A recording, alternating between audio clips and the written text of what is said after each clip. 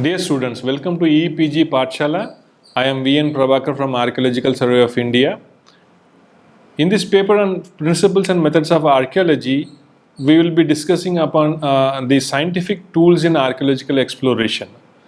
So we will be looking into what kind of scientific tools can be used for archaeological exploration. So we have various kind of tools that can be applied. They are very good in understanding the archaeological sites because traditional techniques they have certain kind of limitations. But with the application of sciences, we can really understand the archaeological sites in a better manner. So looking into the slides, we will come to know what kind of tools can be used. So these scientific tools are helping in faster and getting a wider picture, and we have two parts of scientific tools in archaeological exploration. In this first part, we will discuss on the aerial survey, remote sensing survey, and geographical information system. So what is the aerial survey? We are discussing about remote sensing also and aerial also. So I have clearly demarcated aerial survey from remote sensing survey here. Aerial survey, anything happening with the aid of a low flying aeroplane or any other object, while a remote sensing survey, it is with the aid of a satellite that is beyond the atmospheric region of the earth. So these kind of aerial surveys, the application of the aerial surveys, it also happened accidentally. It was during the World War I when the aeroplanes were being used extensively. The application came into a picture, and also the military reconnaissance of locating various sites. They helped in understanding the applicability of this technique. So the pioneer in this technique is O.G.S. Crawford in England, Antoine Pedapod in Syria, and Eric Schmidt in Iran. So these people, they were initially understanding the terrain seen from the high altitude and how they can give various aspects of the landscape. So the principle of near vertical oblique angled photographs from aircraft in different light conditions, because in different light conditions the shadows are produced differently. In the morning the shadows are longer, in the noon period the shadows are very shorter. So the various features can be highlighted with this kind of different light conditions, and they will help in locate the document and archaeological features.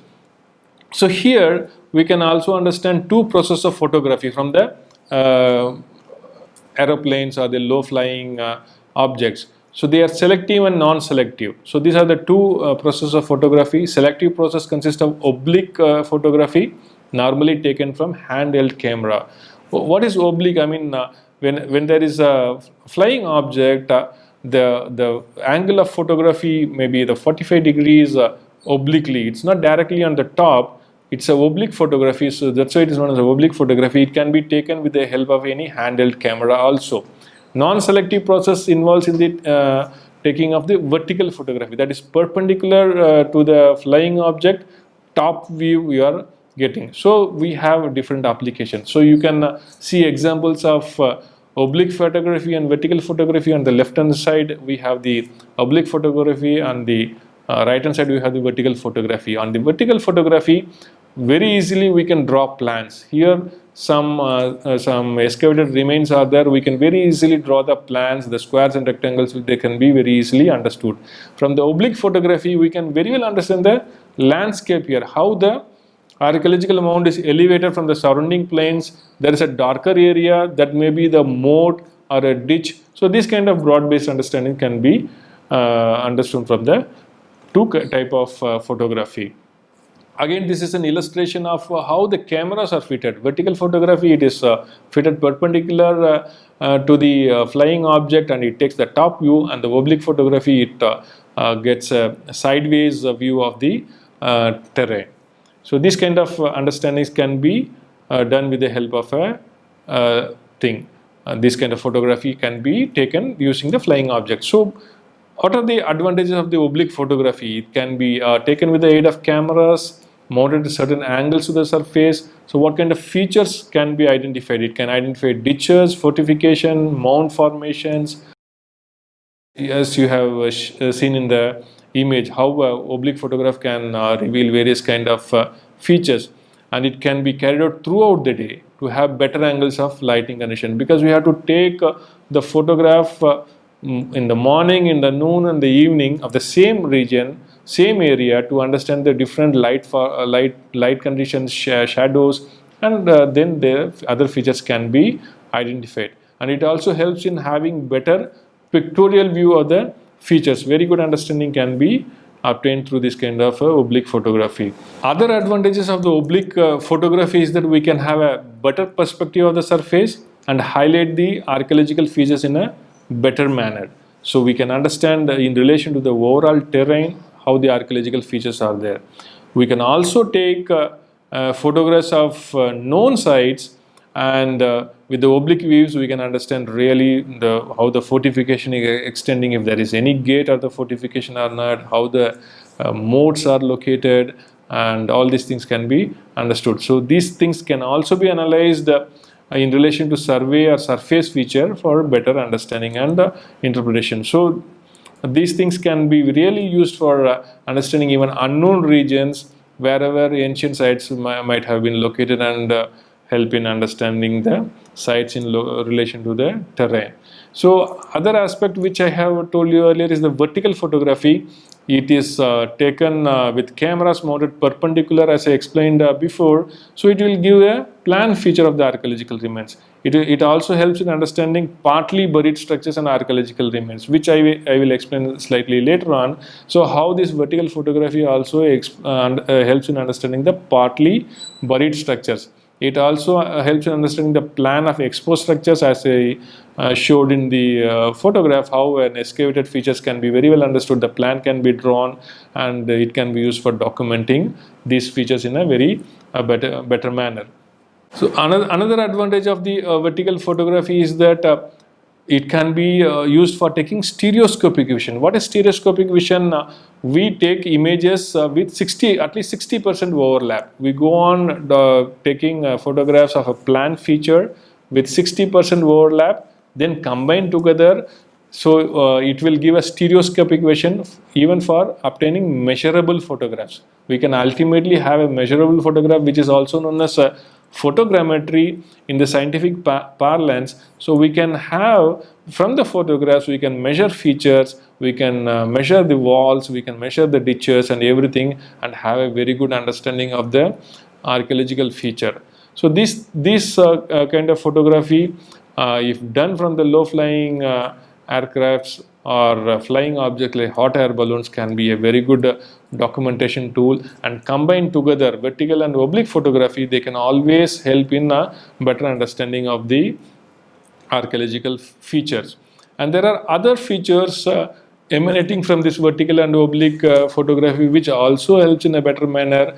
They are known as the earthworks, soil marks and crop marks. So you are seeing certain illustrations on the right hand side. You can see how the shadow marks, they are obtained to the oblique photography, and the shadows, various angles of the shadows, it gives the relative height or depth of a certain feature. So if there is a fortification wall, it will give a very long shadow. If there is a ditch side, by the side of the fortification wall, you will see the dark space. So these kind of things can be identified.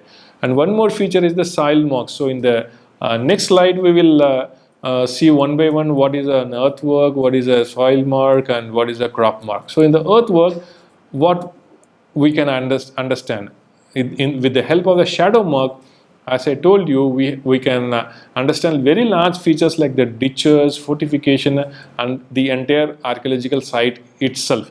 Because if there is an entire archaeological site, if there is a moat around, so it will give a very clear indication of the shadows, clear indication of where the fortifications are there, where the gates are there, and where the moat is also there. So this gives a slight rising above the surrounding plains, and it is detected by this technique. And also large earthworks, if they are man-made, like a large burial mound is there, like in the case of a Peruvian region or the Chinese region, there are very large pile of earthwork above a tomb. So these kind of earthworks can be clearly understood.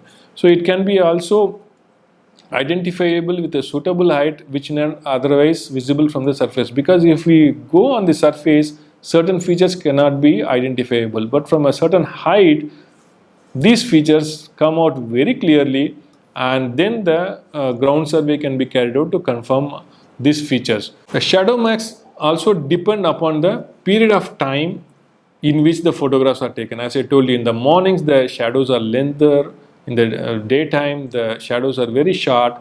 So we have to combine all these images from the morning and the daytime and in the evenings to obtain the surface contours more sharply, because surface contours, it can be more easily understood during the morning and the evening lights. The earthworks may also be revealed to differentiation of vegetation on the surface, because there will be a variable height of vegetation which is clearly understood in the soil marks or the crop marks, which I will deal later on. So from these earthworks we can clearly understood what is happening, what is buried beneath the surface also can be detected from the this kind of aerial images. So the next comes the soil marks. It is also a continuation of the shadow marks, but the soil marks, they are very distinct surface features. They are very clearly visible on barren land. If there is a barren land not under cultivation, it can be viewed very easily, because if there is a cultivation there or agricultural activity is going on there, some features may be mixed together, but it is not under cultivation, some come out very prominently. The ploughing activities, what happen, if there is a ploughing activity is happening, so they are mixing up the earth up and down. So they are bringing up the archaeological remains from the buried context and making it available on the surface. So different composition of archaeological remains, it comes to the surface and mixed with the surface soil and gives a different picture. So they when they are photographed, it gives a color indication. Certain areas they may be darker, some may be lighter. So if there are alignments seen on these things, so it can be clearly understood that it is due to the man-made structure. So it is clearly identified from the air through photographs. And it is also observed that the difference in retention of moisture, because certain features they absorb moisture more, some may absorb very less moisture. So this differential pattern, it is again visible from a certain height, not from the ground. So these kind of features are very much helpful in understanding if there is any buried archaeological remain also. The ultimate tool or ultimate understanding is the crop mark. So imagine an agricultural field, there is a buried archaeological remain, imagine a wall buried beneath, and there is a moat buried beneath. So what happened, there will be a positive growth of crop over a moat or a ditch or a shallow pit, and there will be a negative crop growth in the above the structures, because if there is a stone wall buried, there will be very less growth above the stone wall. So this kind of differential crop growth can be very easily identified from the aerial photographs and can be correlated with certain buried features. So if we analyze large areas containing this kind of crop marks, we can very easily identify. Even a huge city can be identified, even the large ditch area or moat area can be identified by the presence of stunted or overgrowth vegetation. As I told you, the ditches or the shallow areas or the pits, they have fully overgrown vegetation, and the buried structures like stone walls, brick walls, they lead to stunted growth. So from these photographs, aerial photographs, we can clearly understand what kind of vegetation is there and what is the relative height of that. And if we combine with the photograph from multiple seasons and the years, because if we do this exercise over and again and combine together photographs from various seasons, it will give a very good understanding of the buried remains, and ultimately this can lead to surface investigation, and we can go to the field and understand very good understanding. Some of the examples I would like to cite here. So the aerial photography, sometimes it is also helpful in monitoring activities near the archaeological site. So I will be showing two examples. This one is from of the Tughlaqabad fort in Delhi. The left one is taken 1945 from an aeroplane, and the right one is from the Google Earth. You can see how the modern Tughlaqabad village, it is completely occupying the entire archaeological remain completely. I mean, in a gap of nearly 70 years, totally they have occupied the entire ancient fort remains. So this is one aspect that can be very clearly understand if one want to really understand which one came earlier, which one came later, when this encroachment happened. So this can be clearly understood. The next one is from Shishupalgarh again. You can see the left one is taken in 1948 when the excavation was being carried out by B.B. Lal of the Archaeological Survey of India, when the entire mound was devoid of any kind of encroachment. Only a small village was located inside the fortified area. On the right hand side, you can see the thick and the very clustered encroachment happening, and the houses are located all around. So these kind of tools, not only it can be used for exploration, it can also be used for heritage management also.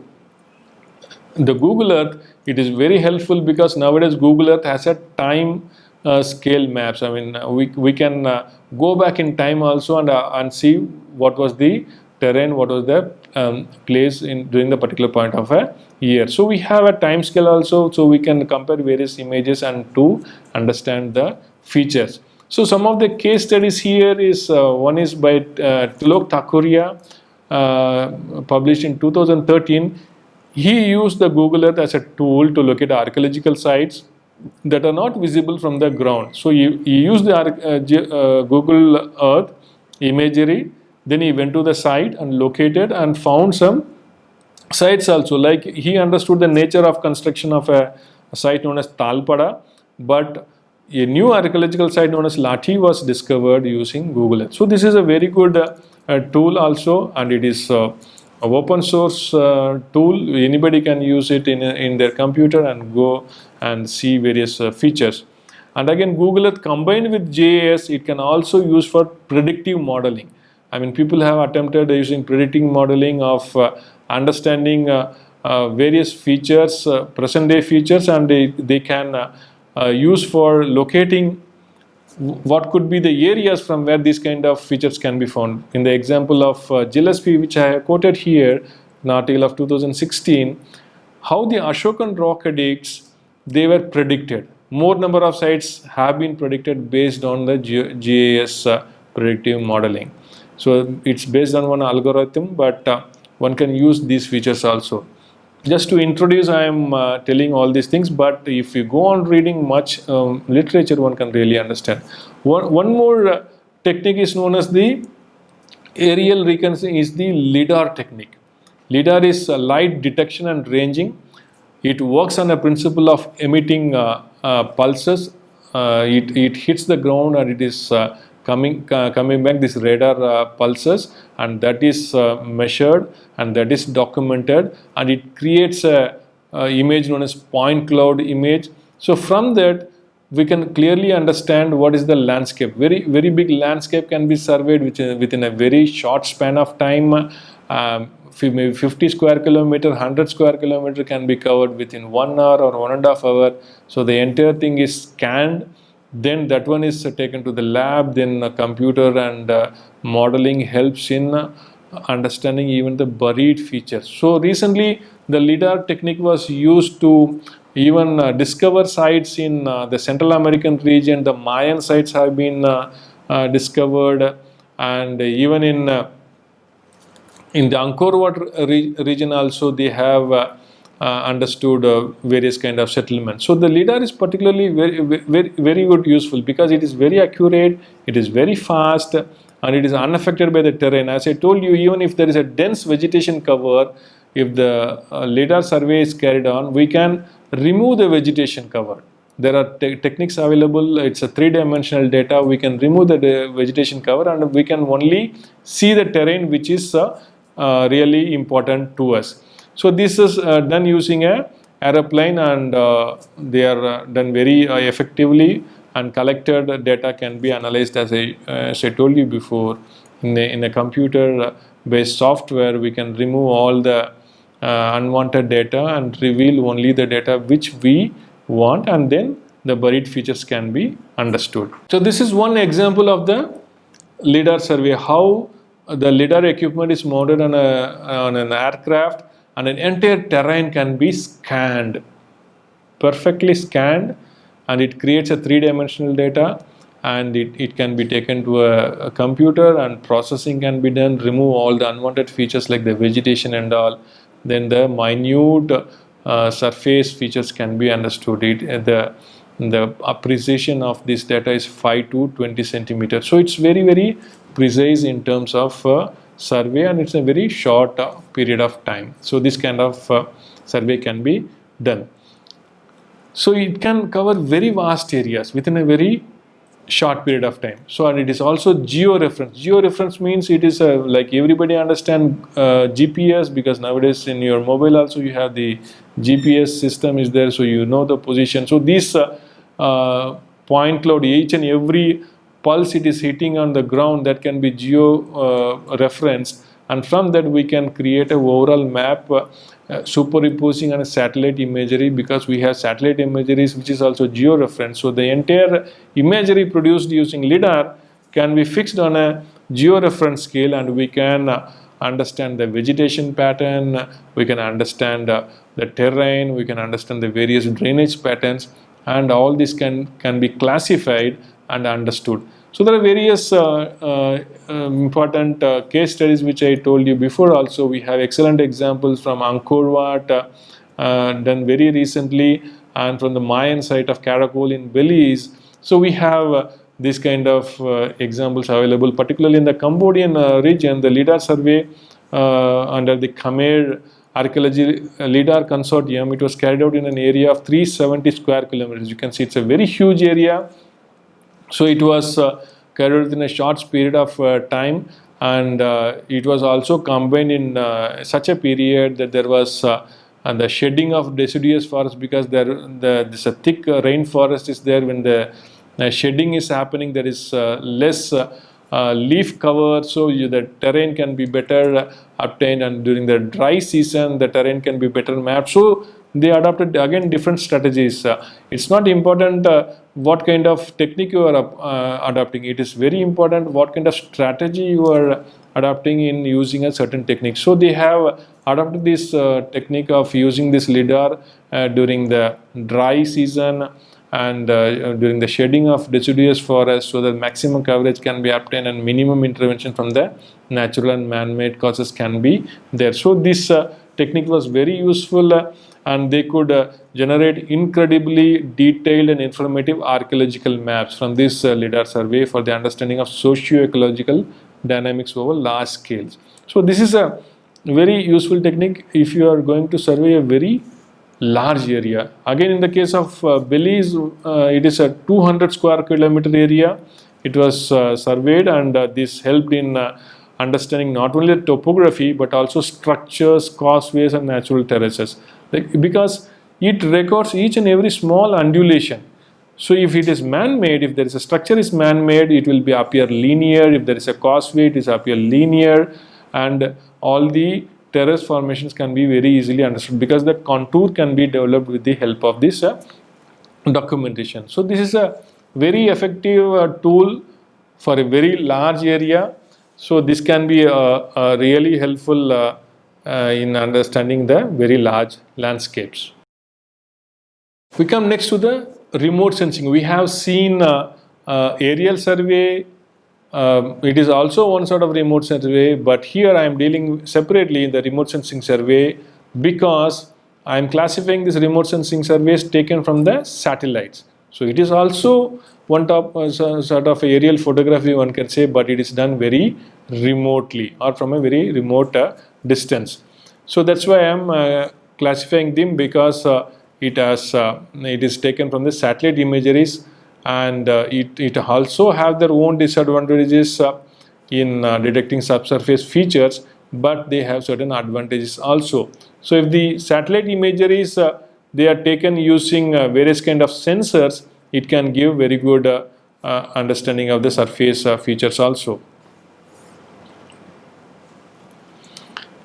So the remote sensing survey, it uses various kind of radiation, prominently the electromagnetic radiation in the visible, near infrared, short infrared, and thermal infrared. There are various radiation depending upon the wavelengths. So they are classified into infrared and thermal infrared and various other things. So if the electromagnetic radiation in these regions they are used, they are suitable for detecting the surface anomalies, and if it is correlated with the surface, subsoil surface. So these things they are really helpful, and they work on the principle of detection and measurement of electromagnetic radiation reflected from the surface of objects, because certain objects, it has a different, due to their properties, it radiates in a different manner. So this can be detected with the help of a proper detector, and that can be analyzed. So the infrared images are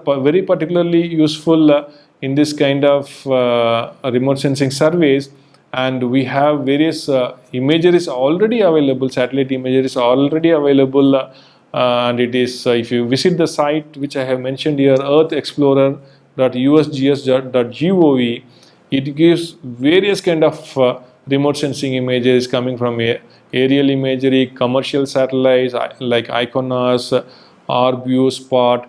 There are digital elevation models. So the whole range of remote sensing maps are available from this site, and the most important tool is the shuttle radar topography mission, which can be used for various kind of investigations.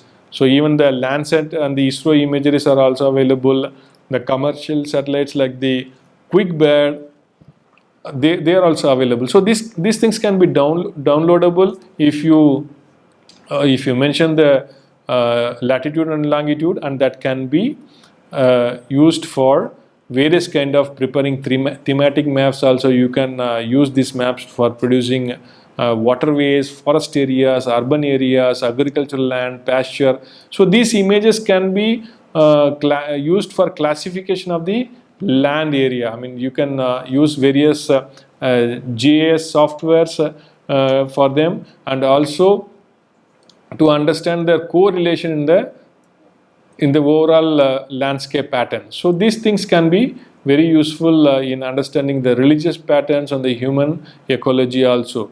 So the kind of plans what we use and how we monitor and how we kind of classify them helps in understanding, locating the various archaeological sites. So we can detect a buried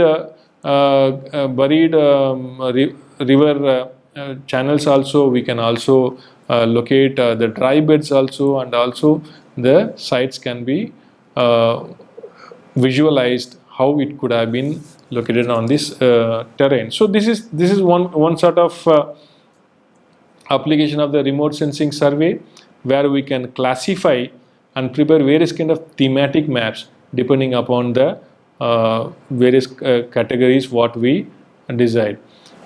Now I will discuss certain case studies using the remote sensing survey. This is one case study using a satellite imagery, how the dry bed of river Saraswati has been delineated. You can see the arrows indicating the dry river bed of Saraswati, and this thing has been done by various geologists and scientists like Valdia, Ghose et al., Gupta et al., and these people, they have used the various categories of the satellite imageries, and they have delineated the course of the river, and during various part of the time scale, from the 3rd millennium, from the 2nd millennium, because the river has been fluctuating and it has been changing courses, and so the various courses have also been understood. So using these kind of data, scholars like Rajni and Rajawat, they have used this data to create a digital terrain modeling of the entire river course,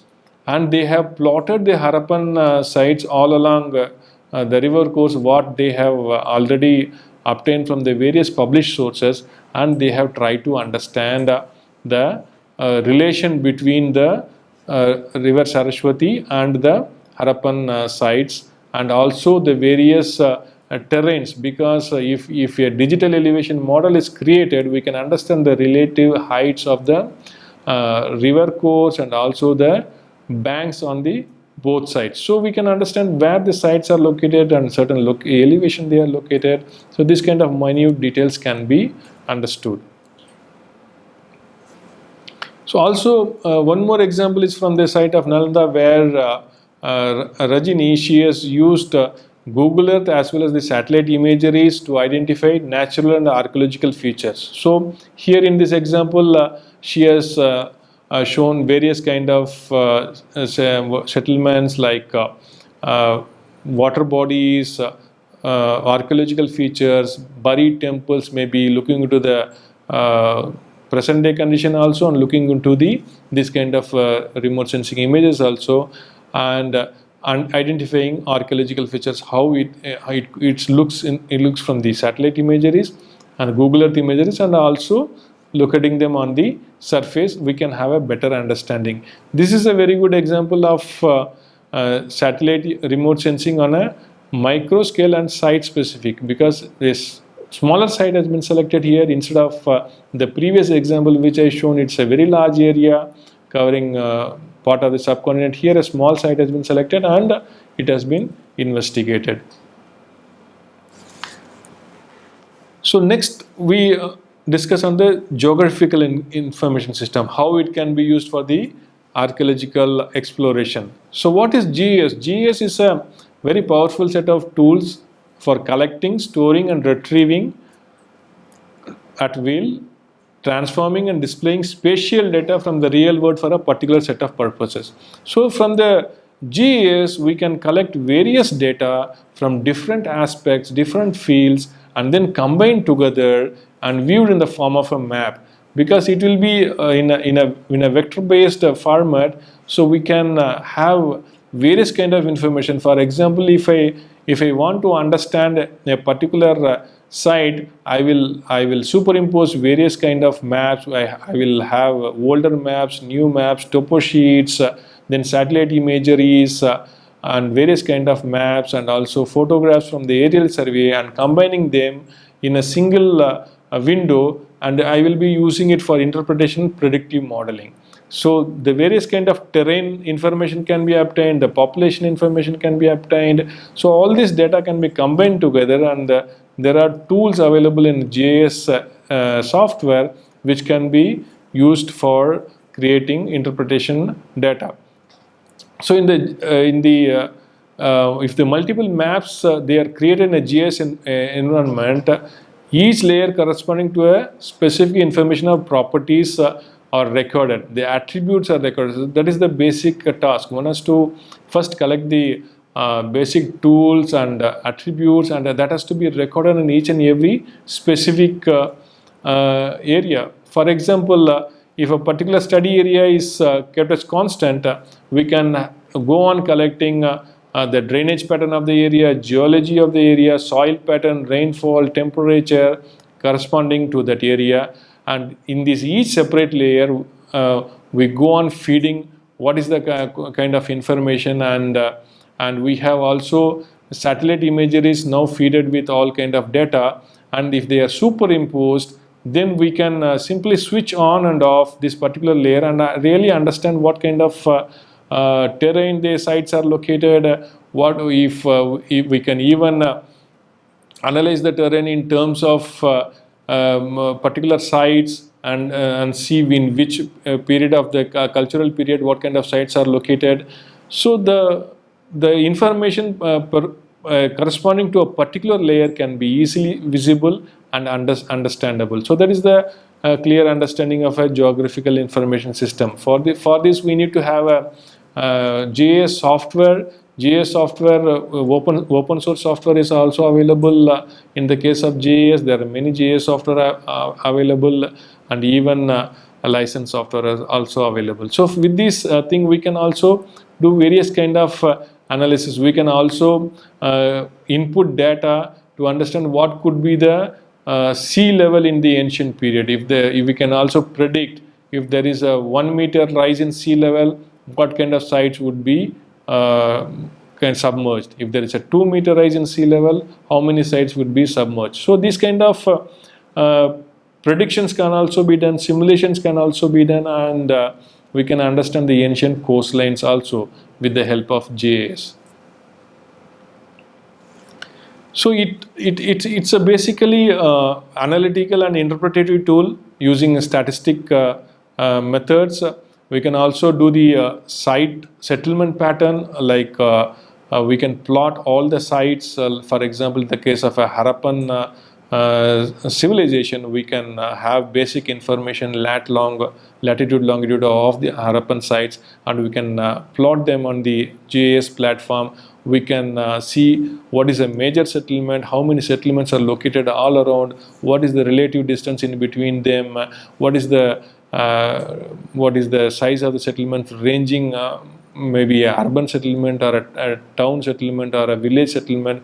So what is the relative position of them, and all these kind of interpretations can be possible. We cannot go on measuring each and every site, but if we are plotting them in a GIS environment, the software does it automatically, and we can also create and understand core areas or peripheral areas and how the settlements are located. So this is also possible, and we can also understand various kind of analysis from this data fed into the computer. We can do a slope analysis from which is the elevated area, which is the low-lying area, and what is the drainage pattern. We can also create maps of drainage pattern of a particular area. We can also understand the terrain. We can also easily create the contours of an area, and all these things can be done automatically if we have a particular remote sensing data is available. As I told you, in that USGS site, we have large number of satellite imageries available. If you have a suitable satellite imagery, we can do all kind of analysis and also do the watershed analysis, how a particular area can be submerged or not, how during a particular period of time we can simulate and understand what is the submergence area, and all this kind of things can be done. And several scholars have worked on this GIS tool and predicted what could be the pattern of archaeological sites vis-a-vis the landscape and the terrain. One example is by Gore et al. Published in 2013. As I told you, they have predicted what could be the coastline if there is a rise in sea level. So they have predicted with a 3-meter rise in sea level of the Gujarat coast, where most of the Harappan settlements are there.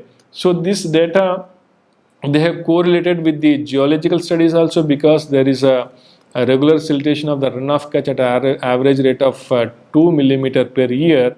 And so they conclude from the GIS studies that during 3rd millennium BC, the run was an extended gulf, and there was navigation even possible through this area. And this is supported by the early centuries of the current era, where the external traders, they were coming and they were navigating in this area. So these kind of studies, they are very well helpful in understanding the ancient topography, ancient coastline, and the location of the sites also. The present day sites, they may be very far away from the present day coastline, but if we do the simulation, we may understand that they might have located on the coast itself. So one more study which I touched upon briefly earlier is the predictive modeling to predict possible location of Ashokan inscriptions. We know there are Ashokan inscriptions located all over India. There are pillar inscriptions, there are rock inscriptions, and all those kind of things. Feeding all those data, that is around 121 location they are proposed. So based on the available locations, they have fed into the data, and also knowing the various kind of population and other data, climate data, rock terrain data. So with this, they have predicted that, look, we are getting so many Ashokan inscriptions in the present day context depending on the various localities. So there is a possibility, based on these localities, there's a possibility of future more sites also. So they have predicted 121 possible locations. So that may not be ultimately true also, but there is a possibility. Like we can do a predictive modeling of feeding the present environmental conditions, geographical conditions, and then extending it to an extent that maybe we can predict more sites. So in this aspect also, GIS software is very much useful, and they have also used various additional information in this by there is a data available of human induced global land use change over the past 12,000 years. There is one data available. There is a climatic and elevation data sets, they are available, and they also used entropy algorithm. There is a scientific mathematical calculation that is also available. So these are all already available in the GIS environment. So this can be incorporated to the basic remote sensing data, and feeding all the climatic, topographic and geological data. So they were able to predict the possibility of future inscriptional location. So this is one such example where the GIS can be used. One is the coastline example I have told you. One is the using the present day data and predicting where could be the possible location of other inscriptions. So that is one possibility. So coming to the conclusion, we have seen various tools. In the first part of this scientific tools and archaeological exploration, we have seen the aerial survey, remote sensing survey, and the GIS.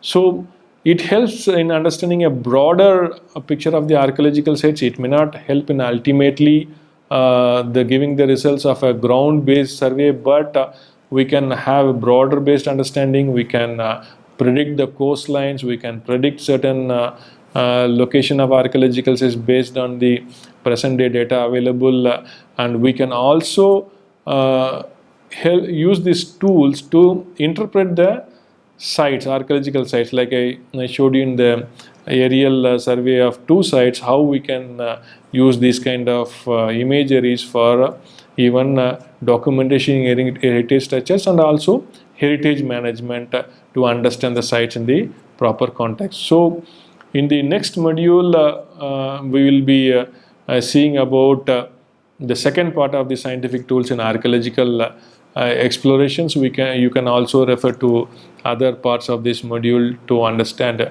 more about the references and the articles which have been I have quoted, and also to understand more about this module. Thank you.